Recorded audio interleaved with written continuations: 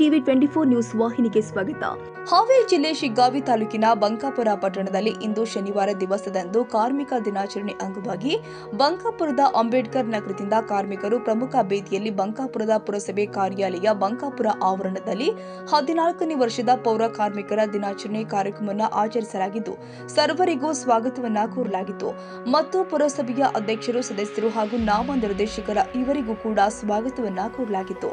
ಇದೇ ಸಂದರ್ಭದಲ್ಲಿ ಶಿಗ್ಗಾಂವ್ ಸವಣೂರು ಶಾಸಕರು ಆದ ಶ್ರೀ ಯಾಸಿರ್ ಅಹಮದ್ ಖಾನ್ ಪಠಾಣ್ ರವರು ಭಾಗವಹಿಸಲಾಗಿತ್ತು ಮತ್ತು ಪುರಸಭೆ ಮುಖ್ಯ ಅಧಿಕಾರಿಗಳು ಆದ ಶಿವಾನಂದ ಅಜ್ಜನವರ್, ಪುರಸಭೆಯ ಅಧ್ಯಕ್ಷರು ಆದ ಶ್ರೀಮತಿ ಮಮತಾ ಮಾಗಿರವರು, ಪುರಸಭೆಯ ಸದಸ್ಯರು ಆದ ರಾಜೇಂದ್ರ ತೋಪಣ್ಣವರ್, ರಾಜು ಬಡ್ಡಿ ಸೇರಿ ಇನ್ನೂ ಸದಸ್ಯರು ಕಾರ್ಮಿಕರಿಗೆ ಪಾದಪೂಜೆ ಮಾಡಿ ಹಾರ ಹಾಕಿ ಶಾಲು ಹೊದಿಸಿ ಸನ್ಮಾನಿಸಲಾಗಿದೆ. ಈ ಕಾರ್ಯಕ್ರಮದಲ್ಲಿ ಸಂಗೀತ ಕಾರ್ಯಕ್ರಮವನ್ನು ಶ್ರೀಯುತ ಗುರುರಾಜ ಜಲ್ವಾದಿ ಅವರು ಹಾಗೂ ಮಲ್ಲಮ್ಮ ಆರ್ವಿ ಅವರು ಸೇರಿ ಸಂಗೀತ ಕಾರ್ಯಕ್ರಮವನ್ನು ನಡೆಸಲಾಗಿದೆ.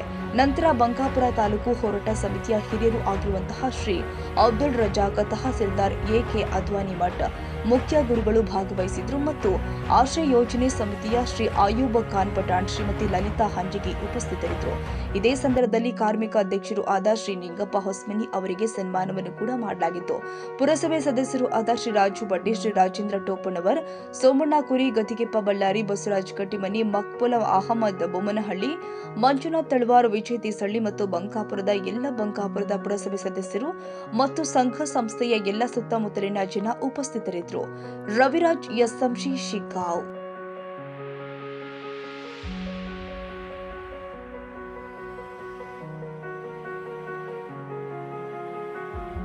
ಕನ್ನಡಿಗರ ಮೆಚ್ಚಿನ ನಿಮ್ಮ ಟಿವಿ 24 ಕನ್ನಡ ನ್ಯೂಸ್ ವಾಹಿನಿ ಇದೀಗ ಟಿವಿಯಲ್ಲಿ ಲಭ್ಯ.